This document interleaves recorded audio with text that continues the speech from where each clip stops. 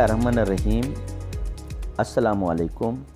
Programme बयाग बैठक के साथ मैं हूं आपका मेज़बान अंसार मतनी।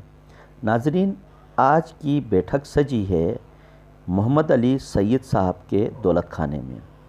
इस बैठक में हमारे साथ दे रहे हैं मोहतरम जनाब मुश्तबा ज़मानी साहब। सैयद साहब को अल्लाह ताला ने तहकीकी व तख्लीकी सलाहियतों से नवाजा है।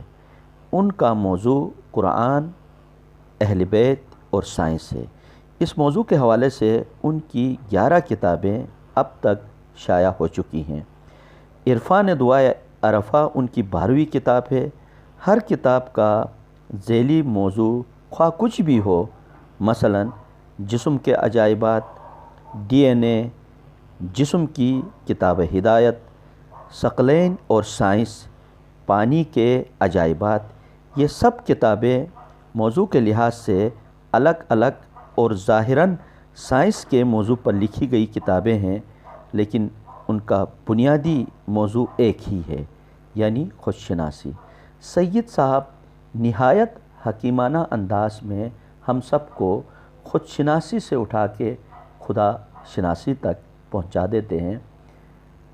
उनकी गुफ्तगू उन्हीं की ज़बानी हम सुनेंगे। पहले मैं गुजारिश करूंगा ज़मानी साहब से ज़रा सैयद साहब के बारे में कुछ इजहार राय करें। मोहम्मद अली सैयद साहब माशाल्लाह से पाकिस्तान बल्कि पूरे हिंदुस्तान और पाकिस्तान में वो वाहिद शख्सियत हैं जिन्होंने आइम्मा अलैहिमुस्सलाम के अक़वाल को, उनके मुनफ़रिद अहादीस को हम तक पहुंचाया है और उनकी ख़ास तौर पे साइंसी तशरीहात उन्होंने हिंदुस्तान पाकिस्तान के उर्दू जानने वाले लोगों तक पहुंचाया है। उनमें से जो मशहूर उनकी तसानीफ़ हैं, एक तो तौहीद मुफ़द्दल है जिसकी तकरीबन 4 जिल्दें अब तक छप चुकी हैं, और इसी तरह DNA के हवाले से भी एक किताब जो है वो मंज़राम पर आ चुकी है। और DNA के हवाले से भी इससे पहले उर्दू में कोई किताब मौजूद नहीं थी।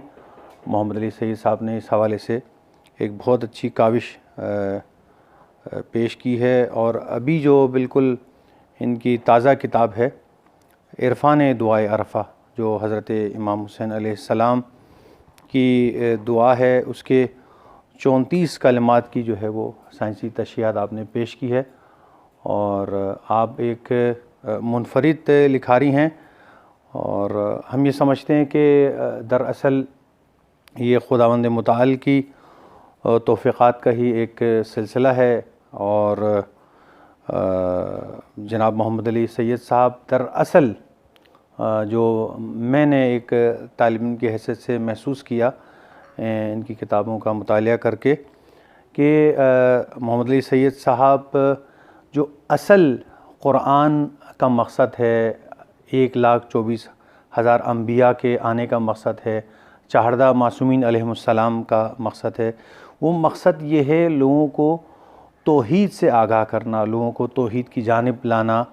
और जनाब मोहम्मद अली सैयद साहब इन साइंसी तशरीहात के ज़रिए, आइम्मा अलैहिमुस्सलाम के इन फ़रामीन के ज़रिए, इन उलूम के ज़रिए लोगों को तौहीद परस्त बनाना चाहते हैं, तौहीद से आशना करना चाहते हैं। असल मौजू हमें यही नज़र आता है। असल में ये दुआए अरफ़ा जो है, ये मैंने बहुत लंबी मुद्दत से नहीं पढ़ रहा, इसको मैं सिर्फ 3-4 साल ऐसे गुज़रे हैं कि मैंने इस किताब, यानी ये दुआए अरफ़ा मुझ तक पहुँची या मिल गई मुझे। तो मैंने जब पहली दफ़ा इसको अरफ़े के दिन पढ़ा तो मुझे एक ख़्याल आया कि इसके अंदर बहुत कुछ ऐसी चीज़ें हैं जिनकी तशरीह की ज़रूरत है। कई साल गुज़र गए, हर साल पढ़ता रहा और हर साल ये सोचता रहा कि इस किताब की तशरीह लिखना चाहिए, यानी इस दुआ की तशरीह लिखना चाहिए। गुज़िश्ता साल ये हुआ कि मैंने वही दुआ पढ़ी, और पढ़ने के बाद मुझे ख़्याल आया अरफ़े के दिन ही कि अब इस पे काम की ज़रूरत है। اصل میں جب آپ کوئی کام کرنا چاہتے ہیں تو قدرت نے ایسا نظام رکھا ہے کہ آپ کا دماغ جو ہے نا وہ ہر وقت تیار نہیں رہتا کہ آپ کوئی بھی کام کر گزریں. اس کے اندر اللہ تعالیٰ کی اپنی مصلحتیں اور مشیتیں اور بہت ساری باتیں ہوتی ہیں.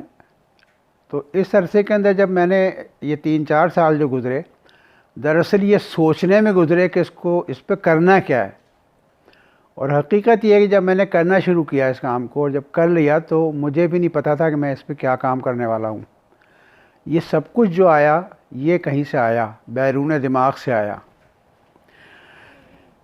تو اس کے ناظرین کی دلچسپی کے لیے اور اس کی توجہ کے لیے بتانا چاہوں گا کہ دعائے عرفہ بہت طویل دعا ہے اور یہ اللہ تعالیٰ کی معرفت کا ایک خزانہ ہے. اس کے احسانات، اس کے انعامات، اس کی رحمتوں کا ایک عجیب و غریب نمونہ ہے جو ہمیں پڑھنے کو ملتا ہے امام حسین علیہ السلام کے دعا کے اندر. تو اس دفعہ جب میں نے اس کو پڑھا اور میں نے کہا کہ اس دن عرفے کا دن تھا، تو میں نے کہا کہ اس پہ شروع کرتے ہیں کام. تو تھوڑی دیر کے بعد میرے ایک دوست ہیں جو سنگاپور میں رہتے ہیں، ڈاکٹر ہیں وہ، تو ان کا فون آیا تو پتہ چلا کہ وہ کراچی میں ہیں. تو میں نے ان سے کہا کہ مجھے لگ رہا ہے کہ شاید تم کراچی آئے نہیں ہو بلکہ لائے گئے ہو، اور میں دعائے عرفہ پہ کام کرنا چاہ رہا ہوں. امام علیہ السلام نے جو دعا کے آغاز میں جسم کے مختلف اعضاء کا تذکرہ کیا ہے مقام شکر کے اندر اور مقام شہادت کے اندر، یعنی وجود خدا کے اثبات کے طور کے اوپر، تو میں اس پہ کام کرنا چاہ رہا ہوں. تو ڈاکٹر رضا نے کہا کہ بالکل، میں 1 مہینے کے لیے آیا ہوں یہاں پہ. دوسرا مسئلہ میرے ساتھ یہ تھا کہ میں عربی نہیں جانتا، اور جب میں ترجمہ نے پڑھا قرآن اس کا پڑھتا تھا میں، تو مجھے ہمیشہ یہ احساس ہوتا تھا بعض جگہ کے اوپر کہ یہ ترجمے کے اندر کہیں نہ کہیں کوئی چیز رہ گئی ہے. میں نے اس کے صرف ایک حصے کو منتخب کیا جس کا آغاز یعنی شروع سے ہوتا ہے جہاں سے، اور اس میں امام نے اس میں ان اعضاء کا شکر ادا کیا ہے. اچھا، اگر امام حسین علیہ السلام یہ کہتے کہ ناک کا شکر ہے، آنکھ کا شکر ہے یا زبان کا شکر ہے، تو کوئی قابل تشریح بات نہیں تھی. میں جو حیران تھا وہ میں ان الفاظ پہ حیران تھا جو ہر عضو کے بارے میں امام حسین علیہ السلام نے منتخب کیے. یعنی زبان نہیں کہا بلکہ زبان اور کھانے کے ذائقے کہا. پھر دوسری دفعہ زبان کا ذکر کیا، زبان اور حروف و الفاظ. کان نہیں کہا بلکہ کان اور اس کے پردے. ناک نہیں کہا، ناک اور اس کے پردے. جگر نہیں کہا بلکہ جگر اور اس کے اطراف کے خزانے. تو یہ الفاظ ہی ثابت کر رہے تھے کہ امام حسین علیہ السلام ہمیں جو لوگ دعا پڑھ رہے ہیں یا جن کے مطالعے میں یہ دعا آتی ہے تو وہ ان الفاظ پہ غور کریں. دنیا میں جو سب سے پہلا پوسٹ مارٹم ہوا ہے وہ 1540 عیسوی کے اندر اٹلی کے اندر ہوا. وہاں ایک ڈاکٹر تھا، ڈاکٹر ایندریس ویلسس نام تھا اس کا. اچھا، عیسائیوں کے یہاں بھی مردے کی بے حرمتی جو ہے نا اس پہ اس کا گناہ سمجھا جاتا ہے اس کو.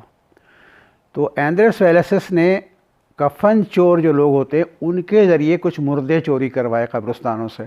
ماہر ریاضی دان اور بہت بڑا ماہر فلکیات تھا جس کا نام تھا لیونارڈ دا ونچی، جس کی تصویریں بہت مشہور ہے. ایک تصویر مونالیزا. تو اس نے اس کو شامل کیا ڈاکٹر ایندریس ویلسس نے. اور اس زمانے میں لائٹ نہیں تھی تو موم بتی کی روشنی میں ایک بند کمرے کے اندر ڈاکٹر نے ڈائسیکشن کیا اور اندر کے اعضاء کو دیکھا کہ وہ اعضاء کس طرح کے ہیں. اور لیونارڈ دا ونچی نے پینسل سے ان اعضاء کی تصویریں بنائیں کہ دل کس شکل کا ہے، جگر کس شکل کا ہے، پتا کس طرح کا ہے. لیکن اس 1540 ہجری عیسوی کے اندر بھی یہ معلوم ہو سکا کہ اندر کے اعضاء کیسے ہیں، شکل کیسی ہے، ان اعضاء کی کارکردگی کیا ہے. اس کو سمجھنے کے لیے مائکرو بیولوجی اور ریڈیولوجی جیسے علوم کی ترقی ضروری تھی، اور یہ علوم جو تھے یہ 19ویں صدی عیسوی کے اندر ظہور پذیر ہوئے، اور ان علوم کے ذریعے انسانی جسم کو ڈیٹیل کے اندر سمجھا گیا، اور ان علوم کے ذریعے سمجھا گیا کہ زبان ذائقے کو کس طرح محسوس کرتی ہے، یا پھیپھڑے سے نکلنے والی ہوا جب ہمارے منہ سے نکلتی ہے، ہم پھونک مارتے ہیں تو بھی ہوا نکلتی ہے، لیکن جب یہ ہوا ہمارے ارادے کے تابع ہوتی ہے تو اسی ہوا سے حروف اور الفاظ اور جملے اور تقریریں بننے لگتی ہیں۔ یہ باتیں 19ویں صدی میں معلوم ہوئیں۔ عام طور پہ ہم مسلمانوں کے اوپر یونان کے جو فلاسفر تھے اور حکومت تھے ان کا بہت ہی روب ہے، ہم سمجھتے ہیں کہ انہوں نے بہت بڑے کارنامے انجام دیے ہیں، لیکن حقیقت یہ ہے کہ انہوں نے آغاز تو کیا چیزوں کا سمجھنے کا، ان پہ غور کرنے کا، تجربے کرنے کا، لیکن جس سطح کی معلومات امام حسین علیہ السلام نے اپنے مخصوص الفاظ میں ہم تک پہنچائی، یونان کے فلاسفر جتنے بھی فلاسفر تھے ارسطو سمیت، ان سے لے کر اور یورپ کے 17ویں 18ویں بلکہ 19ویں صدی تک کے جو سائنسدان تھے ان کے بھی علم میں نہیں تھی، یعنی دونوں یکساں لا علم تھے، یونان کے 2500 سال پرانے فلاسفر اور 1500 سال پہلے کے یورپ کی جدید یعنی جو سائنسدان تھے، ماہرین حیاتیات تھے، وہ یکساں لا علم تھے، لیکن سن 58 ہجری میں امام حسین علیہ السلام نے اس دعا کے ذریعے چیزوں کو واضح کیا۔ اچھا، دوسرا اس کا زاویہ یہ ہے کہ ہم دیکھتے ہیں کہ اعضاء کے بارے میں امیر المومنین علیہ السلام نے بھی بہت سی باتیں کی ہیں، قرآن میں تقریباً 57 جگہ پر مختلف اعضاء کا تذکرہ ہے۔ اچھا، یہ تذکرہ اس لیے نہیں کیا گیا کہ آپ اس کو پڑھ کے اور گزر جائیں، یہ تذکرہ اس لیے کیا گیا کہ ان پہ غور کریں، اور اس غور و فکر کے لیے قرآن کی شاید ہی کوئی سورہ ایسا ہو جس میں غور و فکر کی دعوت نہ دی گئی ہو کہ تم غور کیوں نہیں کرتے۔ اچھا، ہمارا مسئلہ یہ کہ ہم غور کے علاوہ سب کچھ کرتے ہیں۔ جگہ امام حسین علیہ السلام فرماتے ہیں کہ وہ افلاز حواشی کبدی، یعنی تو اس کا ترجمہ محمد علی فاضل صاحب میرے بہت اچھے بزرگ دوست ہیں، اور میں ان کے ناخن کے برابر بھی نہیں ہوں جو انہوں نے کام کیا ہے کتابیں لکھنے کا اور ترجمہ کرنے کا، تو مفاتی میں ان کے ترجمے سے بھی میں نے استفادہ کیا۔ تو جب میں نے ان کا ترجمہ دیکھا وہ افلاز حواشی کبدی، تو انہوں نے ترجمہ کیا ہوا تھا کہ اور میرے جگر کے بڑھے ہوئے کنارے۔ مجھے یہ ترجمہ ہضم نہیں ہوا، میں نے محمد علی فاضل صاحب سے کو فون کیا، وہ میرے بہت اچھے دوست ہیں، بہت مہربان، تو میں نے کہا آپ نے یہ ترجمہ کیا ہے جگر کے بڑھے ہوئے کنارے مفاتیح الجناح میں؟ تو انہوں نے کہا ہاں کیا ہے میں نے۔ تو میں نے کہا جگر کے بڑھے ہوئے کنارے تو بیماری ہیں، یہ تو ہر آدمی کو معلوم ہے کہ جگر اگر بڑھ جاتا ہے تو وہ تو موت سے قریب ہو جاتا ہے آدمی، تو اس کا امام حسین علیہ السلام مقام شکر میں کیسے تذکرہ کریں گے یہ بات؟ تو وہ مجھ سے کہنے لگے آپ نے کیا ترجمہ کیا؟ تو میں نے کہا میں 3 لفظ ہیں افلاز حواشی کبدی، تو میں 3 کا الگ الگ ترجمہ آپ کو بتا دیتا ہوں جو میں نے کیا ہے۔ تو کہنے کیا کیا؟ میں نے کہا افلاس کے معنی ہیں خزانے، کہنے ہاں بالکل ہے، اور حواشی کہتے ہیں کتاب کے حاشیے میں جو کچھ اصل مضمون کو اجاگر کرنے کے لیے نوٹس لکھے جاتے ہیں، اور کبدی میرا جگر۔ تو کہنے آپ نے کیا ترجمہ کیا؟ میں نے کہا میں نے ترجمہ کیا ہے جگر اور اس کے اطراف کے خزانے۔ اب اطراف کے خزانے اس میں 2 زاویے ہیں، ایک تو یہ کہ اندر کے اعضاء امام حسین علیہ السلام کو نظر کیسے آ رہے تھے، ایک عام آدمی کے لیے بات ہے، وہ تو ظاہر ہے کہ انہوں نے تو کائنات بنتی ہوئی دیکھی ہے، انسانی جسم کی کیا حیثیت ہے، تو یہ غور کرنا چاہیے کہ اندر کے اعضاء کیسے ان کو نظر آ رہے تھے۔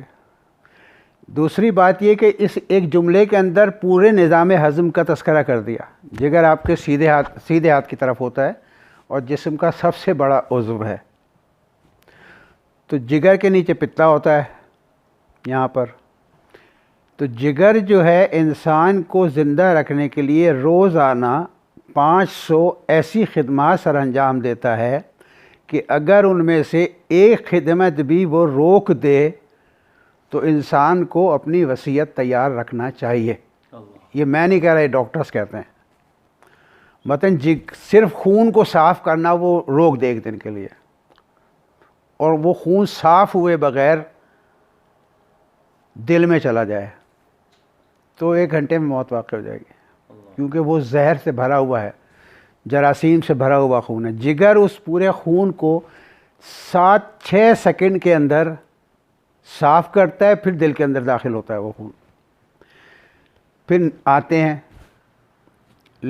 اس کے ساتھ ساتھ پینکریاز ہے، یعنی لبلبہ، جس سے کہ آپ کی جو جسم کے اندر جب آپ مٹھائی کھاتے ہیں تو وہ مٹھائی اگر ضرورت سے زیادہ ہو تو وہ لبلبہ اس کو نیوٹرل کر دیتا ہے.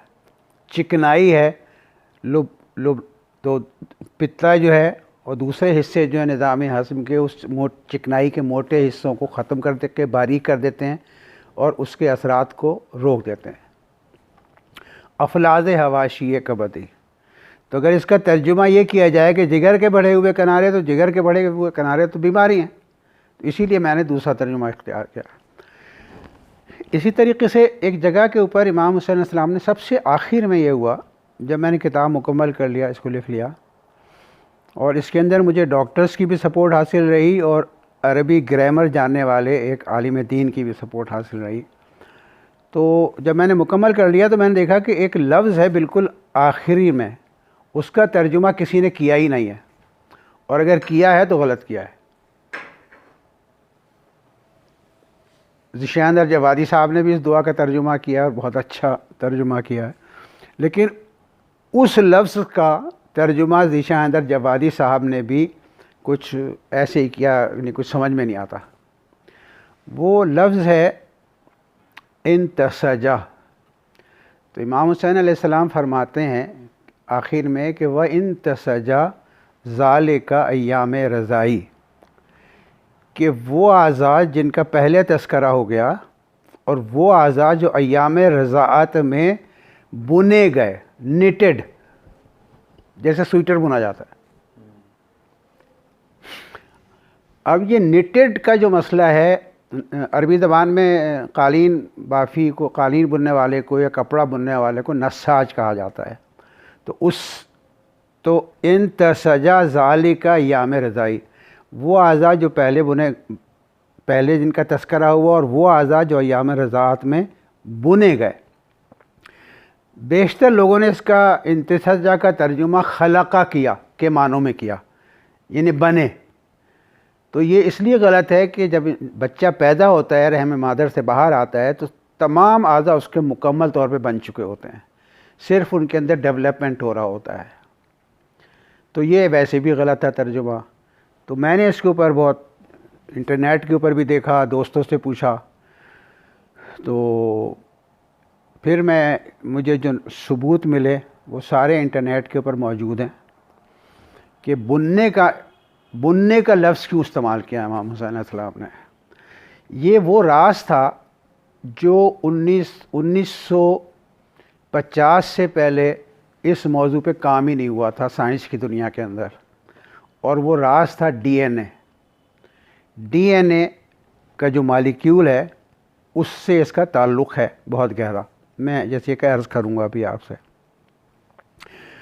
تو اگر آپ انٹرنیٹ پہ جا کر ایک ویڈیو آپ اس پہ ٹائپ کریں کہ ہیومن سیل ڈویژن پکچرس یا ویڈیوز بائی الیکٹران مائکروسکوپ، تو آپ کو ایسی ویڈیوز مل جائیں گی، ایسی تصویریں مل جائیں گی کہ ہمارا جسم، یعنی بچہ جب اس کی زندگی کا آغاز ہوتا ہے پہلے دن، تو وہ ایک خلیہ ہوتا ہے. وہ ایک خلیہ تھوڑی دیر کے بعد 2 ہو جاتا ہے، پھر وہ 2 4 ہو جاتے ہیں، 4 8 ہو جاتے ہیں، پھر 16 ہو جاتے ہیں، پھر 64 ہو جاتے ہیں. اس طرح ڈبل بڑھتا رہتا ہے، اور 9 مہینے یا اس سے کم مدت کے اندر وہ بچہ جو ہے ایک مکمل انسانی بچہ بن کے باہر نکلتا ہے.